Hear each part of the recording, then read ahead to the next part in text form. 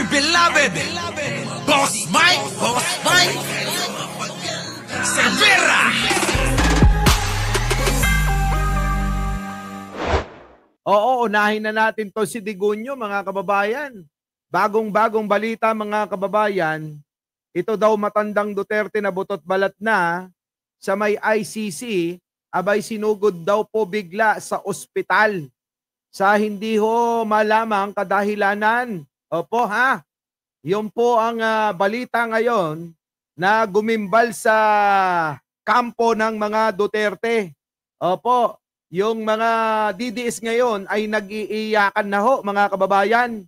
Ha? Una ko nga hong nakita po dyan ay si Roque. Opo, iba na ho yung sinasabi, mga kababayan. Sa bagay, si Roque pa iba-iba naman, ano? Oo. So, eto na ho, mga kababayan, umpisan na ho natin dito sa pag-iiyak na ho ni Roque. Talaga hong humahagulgul na eh. Humahagulgul na ho si Roque. Opo, dahil nga siguro dito sa mga nangyayari kay Digong, ano? O, eto na. Roque! Pasok! Ayan na, mga kababayan ko. Kita nyo naman ang itsura. Mukhang ginaya si Katsupoy ngayon, ha? Ina mo, Roque, ba't ganyan itsura mo? Walang iya ka. O, eto na, tingnan yung itsura ni Roque, oh. Ba, nakakimpi.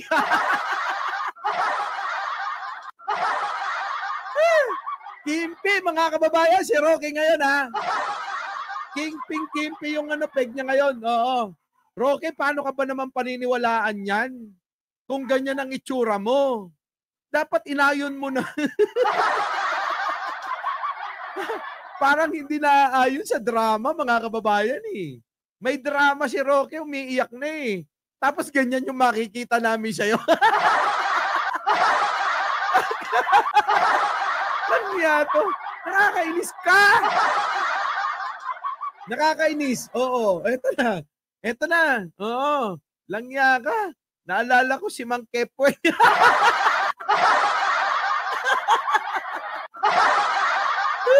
Ang aga-aga pinasaya ko na ito. Kasi mga kababayan, alam nyo, sa totoo lang, yung mga video dito, hindi ko pa nakikita, hindi ko pa napapakinggan. Lagyan itong editor ko. Ayok ka mo, pinasaya mo ko, promise, ha? Thank you talaga.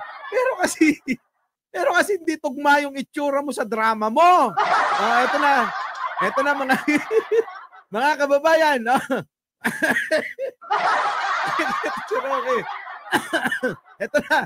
Ito na. Oh, umiiyak na si Roque. Pasok. Kaya nga po ako na nagsimula. Na hindi naman ako support ni Tatay dito. Nakita ko po sa aking sariling dalawang mata. Kaya ka na, ubo ko sa'yo. What a difference it will make. Hala ka. Kung yung presidente magsusulong na pulisya. Hala ka, naiiyak na ho si mga kababayan, si Roque Rito. Sa totoo lang ho, mga kababayan, unawain nyo yung sinasabi, na pangtao at makatao.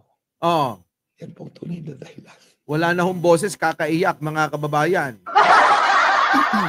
Wala na ho siyang boses kakaiyak, ha? Oh. Samahan nyo naman. Mukhang solong-solo niya lang eh. Tuloy. Bakit yung mga gaya ko, marami pang mga taga-suporta ni Tatay Digong ay nalulungkot. Dahil ang nais namin ay yung nagbigay ng mas mabuting kabuhayan, mas mabayabang mga komunidad sa Ay naku, hindi totoo yan. Saksing buhay ako. Walang naibigay na mabuting buhay si Digong. Sa totoo lang po, mga kababayan, ha? Walang magandang buhay na naibigay si Digong sa Pilipino, ha? Sinungaling ka. O, tuloy. Pinas. Sana. Maganda. Wala, kahit ano. Nada. Huwag ipapait ang sa sarili niyang inang bayan na sa kanyang syudad ng Davao, nako, napaligiran ng karagatan. Ano naman kinalaman ng karagatan sa Davao? Tapos, doon sana ang huling sandali. Alaka! Mga kababayan ko, kita nyo naman yung sinasabi ni Roque habang mangiyak-ngiyak mga kababayan, hinihiling na dun sana sa Davao napapaligiran daw ng katubigan. Dun sana ang huling sandali Nino, ni Digong. Ano? Akala ko huling El Bimbo. Hindi. Oo. Kita nyo mga kababayan ko, namamaalam na yata si Digong ano. Siguro nagpaalam na rin kay Roque ano. Tatay Digong. Ala, mga kababayan ha. Parang eto na mga kababayan. Ito sige. Na napaligiran ng karagatan. Doon sana. Ang huling sandali. Naku, kita niyo yung deliver. Alam niyo naman magsalita to. Napakabilis, di ba? Ganon eh. Ganon magsalita si bakla. Pero ngayon mga kababayan, dinaig niya pa si Kuya Cesar. Di ba? Bakit? Ano kaya meron? Ay, yung mga DDS nga mag-comment dyan. Dali na. Bati-bati naman na tayo eh. Mag-comment naman yung mga DDS dyan. Bati-bati na tayo. Ano ba nangyayari? Mamamatay na ba si Digong? Dininig na ba yung panalangin nila? Catherine Galpo rito? Dininig na ba yung mga panalangin nila? Pinapanalangin nila yan eh. So, ibig sabihin ba magkakatotoo na yung halos ipangluhod ni Tamura mula doon sa may pintuan ng simbahan hanggang doon sa may altar. Nako mga kababayan, may naaamoy dito. Mukhang malala yung lagay ni Digong. Mga kababayan, maniwala kayo. Tingnan nyo yung pagsasalita kasi neto, mga kababayan ko, si Roque, para tong Armalite, di ba? Tumataratat, di ba?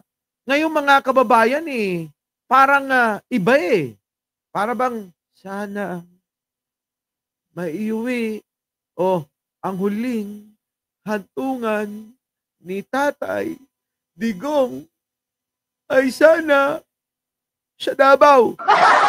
Parang parang alam niyo yun, emosyon no, ma-emosyon. Kanyang syudad ng Davao, napaligiran ng karagatan. Ay, doon sana ang huling sandali. Kita nyo mga kababayan ko, ang huling sandali nino? Ni Tatay Digong. Kita nyo ni Tatay Digong.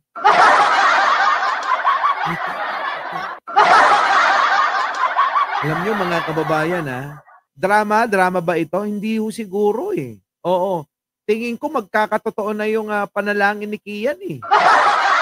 At saka ni Ramjay, at saka ni Paul Magalong, at saka ni Joanne Bales, at saka ni Dimples Mornop, at saka ni BMB Chris Rose Babe, at saka ni Bertoy, at saka ni Milagros, at saka ni Jax Demolay. Hindi kaya? Nila Olive Macapagal, ayan, Miss Au, mukhang matutupad na yung panalangin nyo, Delia Rosario. Henry Fernandez, nako, mukhang magkakatotoo yung mga panalangin nyo. Sabi ni Rosby, ang huling sandali. Oo. Mga kababayan ko. Di na makapagsalita, Kita nyo naman yung itsura. Daig pang naluging bakla. Di ba? Tingnan nyo yung itsura ni Roque, mga kababayan ko. Titigan nyo lang. Titigan nyo. Mga kababayan, yung itsura, mga kababayan, para po bang iniwanan ng 10 hotdog? Parang inagawan ng sausage. Ganyan yung itsura, lungkot na. Pagdasal po natin sa Tatay Digong. Lako, Diyos ko po, ano daw? Pagdasal po natin, sabi, nako, Diyos ko pa, yan na. Diba? Sabi ko sa inyo, ipagdasal nyo mga DDS na kontrahin nyo yung mga panalangin nila rito. Yung panalangin ni Helen Tinoso, ni Lina Sabado, ni Brenda Borton, Roel San Pedro, Daisy Balmaceda, Encanto de Dios. Yaan yung mga panalangin nila, kontrahin nyo na. Sabi ni Roque, nako, ipanalangin nyo na raw. Pakinggan nyo Baby Carmelita. Pagdasal po natin sa Tatay Digong. Hala ka. Naku, pagdasal po natin si Tatay Digong. Oh, kita nyo mga kababayan, oh. Pagdasal po natin si Tatay Digong. Oh. Ay! Prayers can move mountains daw. Walang iya talaga. Prayers can move mountain. Oo. Ibig sabihin, himala ang hinahanap nila. Isang himala. Mga kababayan, isang himala po. Oo. Ano, naglalag. Naglalag po ba ako? Hindi. Baka mahina lang signal nyo. Hindi ako naglalag, Baka naglalag ito. Hindi na makapagsalita eh. Grabe, no? Prayers can move mountain. So, mga kababayan, magdasal po tayo para kay Digong. Ganon, no? Ganon ang drama po. Kinang-kinan po. Ulit, Pakinggan nyo, pakinggan ninyo to hanggang dito. Ito na. Pakinggan ninyo yung drama. Sa sarili niyang inang bayan, sa kanyang syudad ng Davao, na napaligiran ng karagatan. Nako. Doon sana ang huling hantungan. Sandali. Tatay Digong. Nako, doon na daw mamatay. Pagdasal po natin si Tatay Digong. Nako, ipagdasal nyo raw. Prayers can move mountains. Kita nyo? Prayers can move mountain daw. Salamat. Ay! Naiiyak ako. Mga DDS, paano ba yan? Mamamatay na yata si Digong. Wag naman, wag naman muna. Hindi ako makapokus sa buhay. Kailangan po, Rocky. Talagang katyo po yan, nagawan pa niya ng paraan. Siguro naririnig tayo niyan. Siguro sabi niyo, kung kinakinan ko si Mike Cervero, lagi na lang akong sinisita sa boko eh. Ayan, ayusin ko nga. Ayan, mga kababayan, mukhang pinlansya. Mukhang nagplantya si Rocky ng buhok niya bago niya isuot eh. So, eto yung sinasabi ko, mga kababayan. Pakinggan nyo ito, Nako, matindi ito. Pakinggan nyo maigi. Pasok! Hindi magandang balita, Ayan, kita nyo yung mga DDS ngayon, mga kababayan, ay talagang natataranta po dito sa pagka-ospital ni Digong, mga kababayan. Kung ikukonekta nyo yung pahayag ni Roque, mukha po talagang malapit na si Digong, Mukhang may sinyalis ng, sabi nga huling sandali na ba ni Digong? So mga kababayan, alam ko namang may mga matutuwa sa inyo, pero malulungkot ako. Mga kababayan, bakit kanyo? Wala na tayong tatalakayin dito. Di ba? Mababawasan tayo ng content, mga kababayan eh. Eto na, mga kababayan ko. Konting katahimikan lang po at pakinggan nyo. Medyo meron nga lang hindi magandang balita, mga partner, kasi kahapon po, hindi lang ibinalita ni VP Sara, pero si Pangulong Duterte, parang inilabas ng facility para ma-check up. May nakausap kasi tayo dito. Nahihirapan pa sabihin na ospital, mga kababayan. Oo, di ba? Nahihirapan pa silang sabihin na ma-ospital. Tinatago po eh. Sa totoo lang tinatago po itong nangyari kay Digong. Na biglahong pagsugod po sa ospital, mga kababayan. Oo, tinatago. Kahit si Sara hindi binabanggit. Pero mapapansin nyo sa mukha ni Sara, mga kababayan, na malungkot. Kasi nga po dahil dito sa nangyari kay Digong nyo. Eto na. Pakinggan ninyo.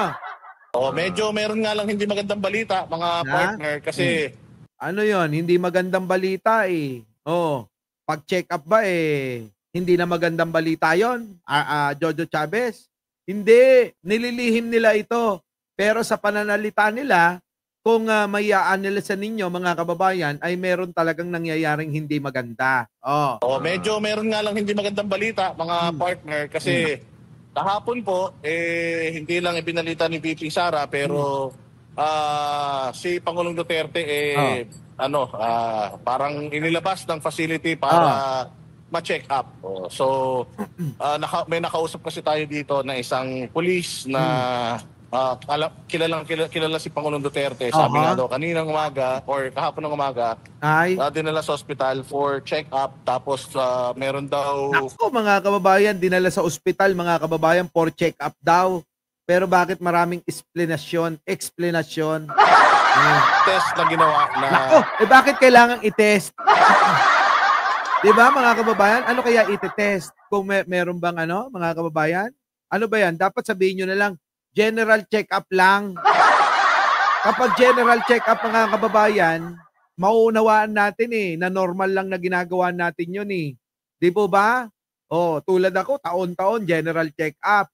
Malay naman natin, kung kayong kay Digong. Kasi mga kababayan, iba yung sinasabi o pangit lang sila mag-deliver. Umaga, dinala sa hospital for check up. Tapos meron daw test na ginawa na yun lang daw inaantay nila. Pero bumalik si Pangulo sa loob at nakasama naman ni VP Sara. Pero ito ba naman si VP Sara kahapon? Ito yung regular check up ba o ito yung emergency? Yan! Tama ka dyan, Banat Bay!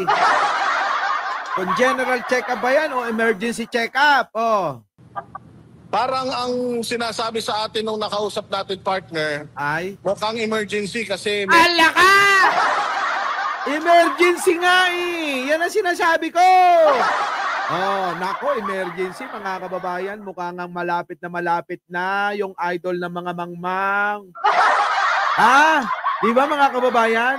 Mukhang malapit na yung idol nyo. Tuloy. Meron naman daw kahapon. Ito yung regular check-up ba o ito yung emergency? Parang ang sinasabi sa atin nung nakausap natin partner, mukhang emergency kasi meron... Ay, Leia Chin! Tuloy. Kung meron naman daw doktor dito sa loob at clinic, pero bakit kailangan pa siyang ilabas? So, yun na nga, may doktor naman at clinic, bakit kailangan pang ilabas? Di emergency at malala na yan. Malamang malalaho yung karamdaman, malala. Singlala na ho ng mga pagmumukha nila mga kababayan. Kaya delikado na ho. Nako, manalangin na ho kayo mga kababayan ko.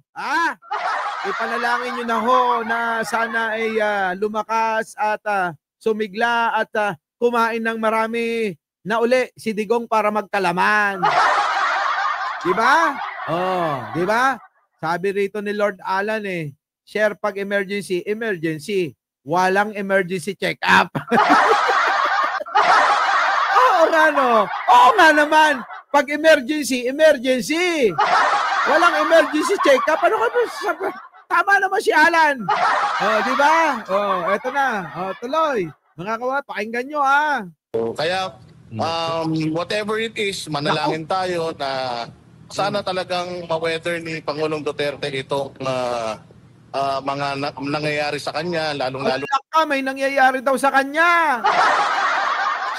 Sana daw mapaglagpasan. Walang yan na yan, yung mga walang yan kayo. Ba't may biskwit at kape dyan, Arnold Lopez, Sobra namang, wag na, hindi na uso yun. Ang uso ngayon, bakit na? O kaya, sopas, ganon, Hindi na uso yung biskwit, tsaka mga kape-kape. Mga kababayan ko, paano yan? Nako, delikado na si Digong nyo. Kaya ba, eto mga kababayan, eto lang ko lang naman, opinion ko lang, hango sa malikot kong kaisipan. Kaya ba madalas na po silang dumadalaw? Kaya ba pati si Hanilet mga kababayan nandyan? Kaya ba mga kababayan pati yung mga apo dinadala na? Mga kababayan ko? At pag-isipan yung maigi. 'Di ba? Kaya ba pati yung unang asawa nandyan na? Halos magsabay-sabay na silang lahat. Hala ka. Kanino kaya ipapamana? 'Di ba? Ngayon, tuloy. Itong pagkakot ni doktor dito sa loob at clinic, pero bakit kailangan pa siyang ilabas? So, kaya whatever it is, manalangin. Emergency nga yan, Nalulungkot po ako, Emergency po yan. Emergency. Sana magkatotoo po kinakinayo. Tayo na sana talagang ma-weather ni Pangulong Duterte itong mga nangyayari sa kanya, lalong-lalo na itong pagkakakulong sa kanya dito. Ako, kukontrahin ng mga tao dito yan. Sabihin nila, sana wag nang wag nang gumaling. Sana matuluyan na lang. Medyo siyempre bumabagsak din talaga yung health ng tao, lalong-lalo na kapag nalungkot ka, di ba? Hindi mo nagagawa yung mga dati mong gusto. But okay naman so far, sabi naman ni kita nyo mga kababayan ko? Delikado ito. Siyempre, pag tatakpan na, isu-sugar coat kayo. Sabi ko nga sa inyo, itong mga DDS, magaling ito mag-sugar coat.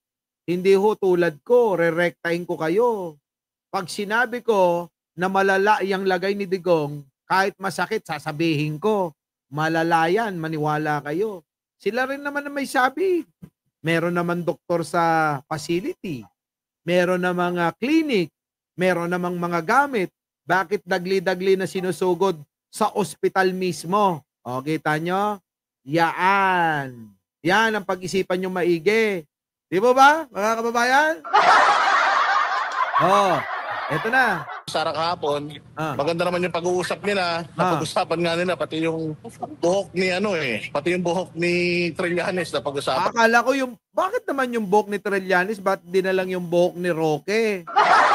Ito naman itong mga to, pinag-uusapan nyo, buhok ni Trillanes. Hindi ba't mas maganda yung buhok ni Roque? Ayan tingnan nyo, di ba? Ayan, mga kababayan. Hoy! Itong mga DDS, pinag-uusapan nyo, yung buhok ni Trillanes, gwapong-gwapo. Eto, ano kaya? Ito. Walang yan, mga kababayan. Dapat ito pinag-uusapan nyo. Napanaginipan mo na ba, Boss Mike, si Digong? Oo. Oo, ang prediction ko, mga kababayan, hindi na aabot to ng 2028 eh. Opo eh. Darating po ang araw na mamubuhay na lang ho siya sa makina. Opo, yun po yung mangyayari. At bago mag 2028, ayon sa aking panaginip, wala na eh. Hindi nakakayanin ni Digong. Hindi nakakayanin ni Digong yung hirap na nararanasan niya.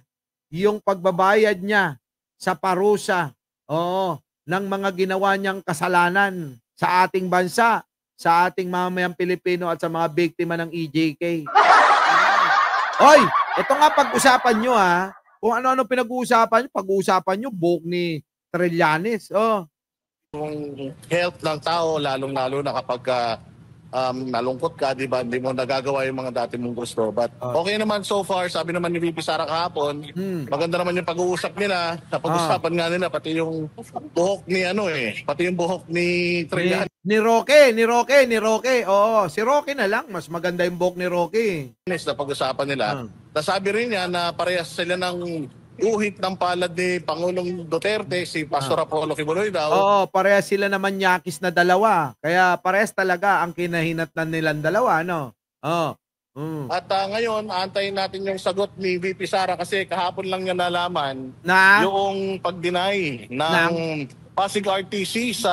matagal na naming alam yan. Yung dininad, yung ng petisyon for bail, nitong si Kibuloy. Abay, denied, mga kababayan. Di ba? Ikaw talaga, Jack Stemoli, susumbong kita. Tuloy.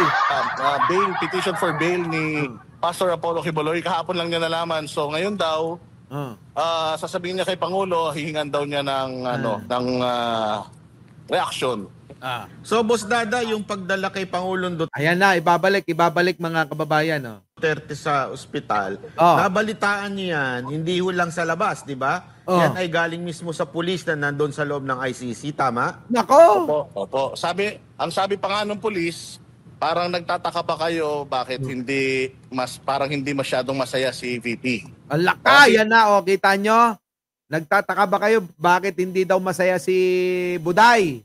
Kasi nga ho yun ang nangyari. Hindi sinabi ni VP yun dito sa labas eh. Nako. Yung pulis lang nagsabi sa atin na kasi kanina, parang chinismis sa atin kasi kanina. Kita nyo mga kababayan ko pakinggan ninyo. Parang may something talaga sa nangyayari kay Digong Hindi kaya mamamatay na nga? Nagtatanong lang ho. Oo, ha? Nagtatanong lang. Hindi masyadong masaya si VP. Oh. O, kasi hindi siya... Oh, kita nyo?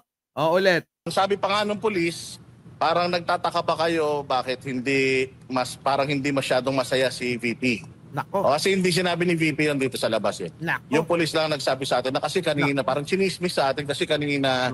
Chismoso ka talaga. So ngayon mga kababayan, hindi ho itinago ho ni BP sa mga tao kung ano yung nangyari kay Digunyo na pagsugod sa ospital, mga kababayan. Kaya po ngayon, itong mga DDS diyan ay nababahala, nag-aalala sila. Lalong-lalo na ho mga kababayan, si Roque para bang nagpapahiwatig na may hiling ng huling kahilingan si Digong ang mamatay sa sarili niyang barangay.